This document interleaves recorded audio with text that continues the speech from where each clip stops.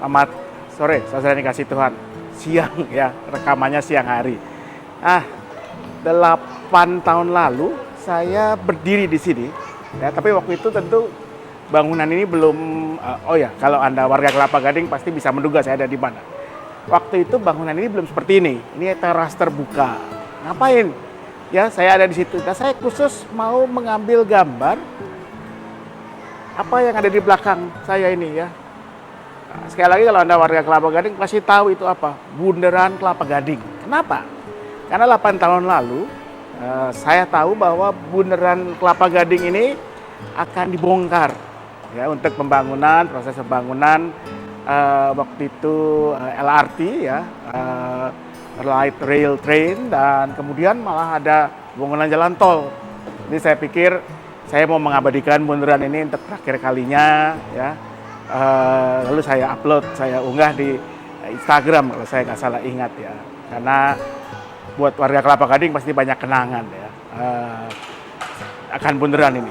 Misalnya yang paling barangkali buat kita yang paling berkesan adalah kalau kita punya janji dengan seseorang di Kelapa Gading, ya, lalu kita dalam perjalanan ditelepon, ditanya udah sampai mana, baru sampai lampu merah di depan ya, di kayu putih, atau mungkin baru di hibrida belakang, pasti jawaban kita baru sampai bundaran.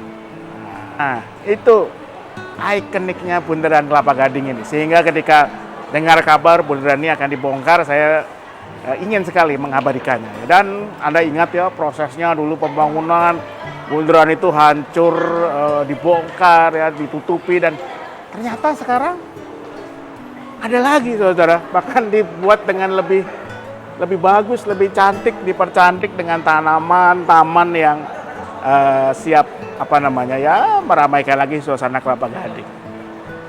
Reborn, lahir kembali. Nah, dalam hidup kita menghayati bahwa semua ada waktunya saudara. Seperti kata kitab Pengkhotbah, untuk segala sesuatu dalam hidup ini ada waktunya, untuk segala sesuatu ada masanya. Ada waktu untuk lahir, ada waktu untuk meninggal, ada waktu untuk membangun, ada waktu untuk menghancurkan. Seperti bundaran ini, ada waktu dia ada waktu dia dibongkar, sekarang ada lagi. Entah apa yang akan terjadi, mungkin 10-20 tahun lagi, barangkali ada kebutuhan lain ini harus dibongkar. Satu waktu mungkin akan dibangun lagi. Seperti juga hidup kita, saudara. Setiap saat dalam hidup kita ada waktunya. Ada waktu kita bergembira, ada waktu kita berduka, ada waktu kita tertawa, kita menangis, dan seterusnya. Seperti kata pengkhotbah tadi. Dan pengkhotbah sebetulnya mau mengingatkan kita bahwa kalau kita paham semua itu ada waktunya, maka kita akan menghadapi hidup dengan lebih bijak. Waktu kita gembira, kita tidak lupa diri, karena kita ingat satu hari mungkin kita akan bersedih, kita pasti akan mengalami kesedihan. Ketika kita terpuruk, kita tidak patah semangat, karena satu waktu kita akan merasakan kegembiraan, sukacita. Dan kalau itu terjadi, maka apapun yang kita alami, pasti kita pernah mengalaminya, akan mengalaminya. Kita gembira, kita sedih, kita bersemangat, kita patah semangat, kita tidak akan pernah kehilangan harapan.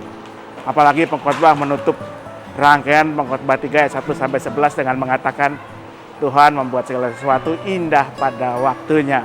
Hanya kita yang kadang-kadang tidak bisa selalu bisa dengan segera memahami maksud Tuhan tersebut. Karena itu saudara yang dikasih Tuhan, jangan lupa kalau Anda sekarang sedang bergembira, bersedih, bersemangat, nikmatilah, tetapi jangan lupa diri, jangan jumawa. Satu waktu Anda pasti akan mengalami kesedihan, keterpurukan. Itu hal yang harus kita lalui dalam hidup ini.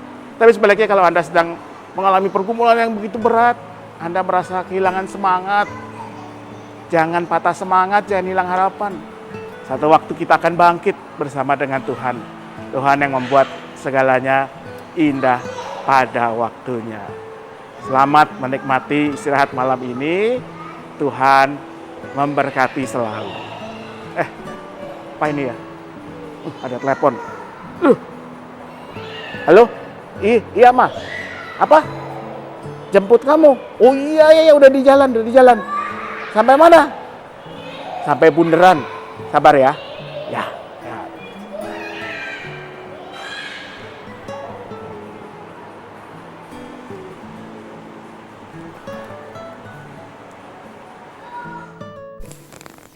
Mari kita berdoa. Ya Tuhan, kami bersyukur untuk setiap anugerah waktu dalam kehidupan kami. Apapun itu, baik ketika kami tertawa maupun menangis, ketika kami dalam keberhasilan atau kami dalam kegagalan, kami percaya semua adalah bagian dari hidup yang kami jalani dalam penyertaan Tuhan. Karena apapun itu, kami percaya Tuhan memberikan yang terbaik pada waktunya. Karena itu biarlah setiap waktu, setiap masa yang kami jalani, kami syukuri dan kami gunakan sebaik-baiknya untuk menyambut setiap tugas panggilan yang Kau percayakan. Karena itu biarlah kami boleh Tuhan mampukan menjadi berkat di tengah hidup bersama bangsa dan negara Indonesia dengan setiap kesempatan, waktu, tugas panggilan yang Tuhan berikan. Kami berikan apa yang terbaik yang kami bisa untuk hidup bersama ini. Demikian juga dalam hidup bersama kami sebagai gereja Tuhan. Berikan kepada kami sukacita dalam kebersamaan, hikmat untuk boleh saling mengajar, menguatkan, boleh saling membangun kehidupan di antara sesama anggota tubuh Kristus. Demikian juga dalam hidup kami, dalam keluarga kami, Tuhan yang berikan setiap kesempatan yang ada agar boleh kami syukuri ketika kami bersukacita bersama mereka yang kami kasih, ataupun ketika kami harus mengalami saat-saat yang berat, pergumulan yang kami percaya dalam semuanya Tuhan tidak pernah meninggalkan kami. Karena itu, kuatkan setiap keluarga yang tengah bergumul dengan rupa-rupa pergumulan mereka, baik itu pergumulan dalam hal ekonomi, pekerjaan, relasi antara anggota keluarga, akan masa depan, kehidupan anak-anak kami, maupun dalam berbagai pergumulan yang terkait dengan kesehatan, baik fisik, tapi juga mental dan spiritual. Berikan kepada kami hikmat, kekuatan dari Tuhan yang tidak pernah habis untuk menjalani semuanya, sehingga setiap waktu yang Tuhan berikan sungguh menjadi anugerah yang tidak kami sia-siakan. Berikanlah kami istirahat yang baik malam hari ini, sehingga besok kembali kalau Tuhan mempercayakan kami menyambut panggilan yang Engkau berikan. Hanya dalam nama Yesus Kristus kami berdoa. Amin.